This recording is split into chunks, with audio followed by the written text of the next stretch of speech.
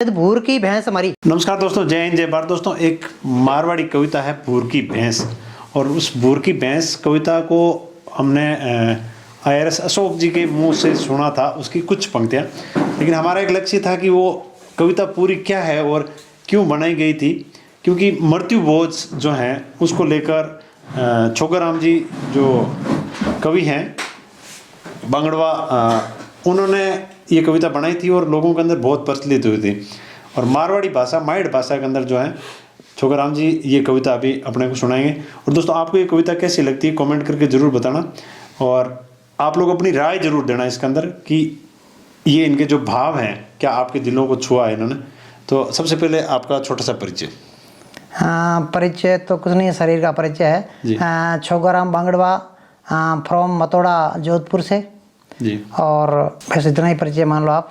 व्यवसाय और व्यवसाय में अभी टीचर हूँ। अच्छा, और गवर्नमेंट टीचर। हाँ, और शौक मेरा कविता लिखने का है। अच्छा, मारवाड़ी में लिखते हो? मारवाड़ी, हिंदी, सभी तरह सब। बड़ा कवि नहीं हूँ, छोटा कवि हूँ। चलो दोस्तों, लेकिन जब कोई चीज़ चोट कर जाती है, अच्छा, दिलों के भाव को लिखते हो तो कहे बिना मन रह नहीं सकता, और मैं उस चीज़ को कह डालता हूँ कविता के रूप में। तो आपकी भूर की भैंस कविता बहुत प्रसिद्ध हुई थी, वो उसके जो बोल हैं वो सुना दो। भूर की भैंस हालांकि कविता के नाम से है वो, लेकिन कविता नहीं है। हालांकि कविता उससे कहते हैं जो कवि की कल्पनाएं होती हैं। हाँ। लेकिन उससे उलट इसमें कुछ कहानी है। एक मेरी एक कविता है जो मेरी कल्पना नहीं है, हकीकत मेरे साथ में उस घटना हो गई थी, और फिर मैंने उसको आप तक पहुंचाने के लिए एक माध्यम अपनाया, वो कविता के रूप में भेजा। लेकिन वास्तव में हकीकत घटना हुई थी। उसमें कुछ शब्द है इस प्रकार से, वो शब्द मैंने आपके लिए नहीं है, सिर्फ मेरे लिए है। उसमें लास्ट में एक आप लास्ट पंक्ति है, उसमें संदेश रहेगा। गिरज, गिरज शब्द है जिसको हिंदी भाषा में गिद्ध भी कहते हैं। तो उस शब्द का भी मैं प्रयोग किया है, और सिर्फ मेरे लिए, आप अदरवाइज मत लेना। और सब जितनी भी जो भी फीलिंग हुई मेरे को ही है आप, और उससे फीलिंग उस घटना ने, इस घटना ने मेरे को हिला दिया था। और उस घटना, जो घटना घटी उसके बाद में 2006 के बाद में मैंने मृत्यु भोज के निमित्त जो पकवान बनते हैं वो उनका त्याग कर आज तक नहीं किया है। और मैं आपके सामने बैठा हूँ, समक्ष बैठा हूँ।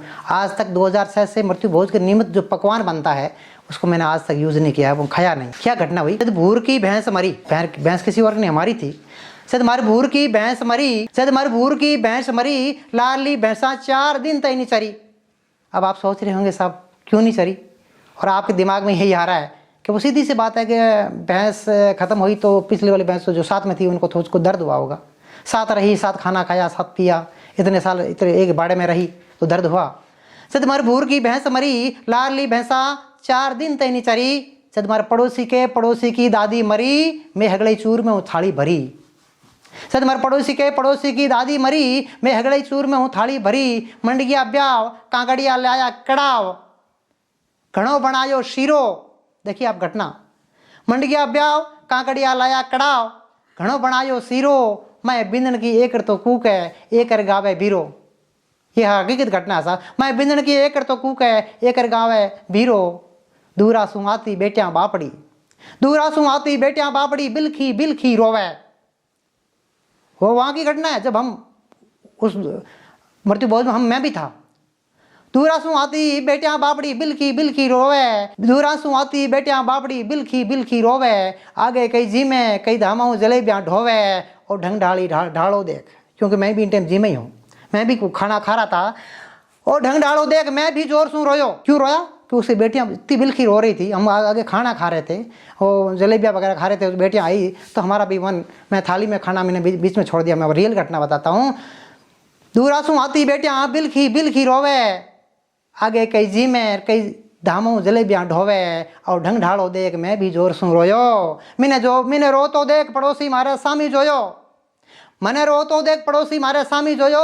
दादी म्हारी तू क्यों रोवे? बोलियो दादी म्हारी तू क्यों रोवे? धीरज राख धीरज। मैं बोलियो मैं दादी ने नहीं, मैं बोलियो मैं दादी ने नहीं, मैं तो ये बात ने रो हूँ कि मैंने खो गिरज, मैंने खो गिरज, मैंने खो गिरज। धन्यवाद दोस्तों। जो शब्द है ये फीलिंग मेरी है, मेरे ऊपर है। आपको लगे कि आपके साथ में ऐसा फीलिंग हो रही है, महसूस हो रहा है, तो आप भी मेरी तरह से, मैंने 2006 से मृत्यु भोज के निमित्त बनने वाला पकवान छोड़ दिया है, आप भी छोड़ देना साहब। और ये मृत्यु भोज जैसा कलंक समाज से उठ जाएगा। आज तक जितने भी प्रयोग हुए हैं समाज के पंचों ने किया है, समाज के मुखियों ने, अपने धर्माचार्यों ने किया है, उन्होंने उनका बहुत प्रयास किया है, लेकिन वो तर्क साहित्य, उनका तर्क हमारे दिल तक चोट नहीं पहुंचा सका। उसमें तर्क दिया गया कि इससे पैसे की बर्बादी होती है, तो सब कुछ लोग उसमें से निकल गए जिनके पास पैसों की कमी नहीं है, उन्होंने ये करना शुरू कर दिया। लेकिन इस प्रकार की घटना, जैसे हमने भैंस से हमने भैंस की बुद्धि से अपनी तुलना करेंगे तो हम अंदर जो सोई हुई जो संवेदना हो जग जाएगी, हमें फीलिंग होगी कि कहाँ उनकी पशु है तो भी इस प्रकार की उसकी संवेदना है। हमारा अपना स्वजन हमारे साथ इतने रहा, हमारे लिए क्या कुछ नहीं किया, जिंदगी भर हमारे परिवार के लिए उसने सब कुछ किया, और हम उसके जाने पर जश्न मना रहे हैं। जश्न मनाने का मतलब है कि सीधा साधा हम भोजन पकवान बनाए, इसका मतलब जश्न है, कोई खुशी है। ये भी पकवान है जो खुशी के प्रतीक है, चाहे 26 जनवरी हो, चाहे 15 अगस्त हो, चाहे होली हो, चाहे दीपावली हो। जब भी खुशियाँ होती है, घर में कोई बच्चा जन्मता है, कोई किसी की नौकरी लगती है तो मिठाइयाँ बांटते हैं साहब। मुझे आज तक समझ में नहीं आया, आपको यदि किसी को समझ में आया हो, किसी के जाने से किसी इस प्रकार की खुशी होती है तो आप बता देना, नहीं तो साहब खुशी वाली भोजन को आप त्याग दो। हाँ ज़रूर इंसान आएगा, इंसान जाएगा, तो कुछ इंसान घर के मिलने के लिए आते हैं, उनका सादर भोजन करिए, सादा भोजन करता हूँ जैसे मैं भी करता हूँ, आप भी कीजिएगा, लेकिन साहब अपनी संवेदना को मरने से बचा लीजिएगा। मेरा इतना ही निवेदन है, मेरा ये संदेश है सब लोगों को इस कविता के माध्यम से। शायद किसी को चोट लगे तो मैं अपना आप सौभाग्य समझूंगा, क्योंकि आपको चोट आपके लिए कुछ बड़ा काम करेगी। ये चोट आप तक पहुंच गई, मैं अपने आप को सौभाग्यशाली समझूंगा, और मैं अपनी जो हकीकत थी उसको मैंने कल्पना रूपी कविता के रूप में ये चीज़ पेश की है। तो आप भी उम्मीद करता हूँ कि आज के बाद में आप भले ही समाज के बड़े पंच नहीं हो, भले ही आप बहुत बड़े व्यक्ति नहीं हो कि आप भाषण दे के लोगों को छोड़ा दे, लेकिन आप अपने लिए खुद लीडर हो, आप अपने लिए सब कुछ कर सकते हो, अपना सुधार कर लेंगे, सब कुछ हो जाएगा। आपने यदि मूर्ति भोज के निमित्त बनने वाला पकवान छोड़ दिया तो किसी की ताकत नहीं कोई मूर्ति भोज कर दे, होगा ही नहीं, संभव ही नहीं है। खाइए, आइए, उसके घर जाइए, संवेदना व्यक्त कीजिए, उसके साथ में कुछ दिन रहिए, उसके साथ रहिएगा। तो धन्यवाद।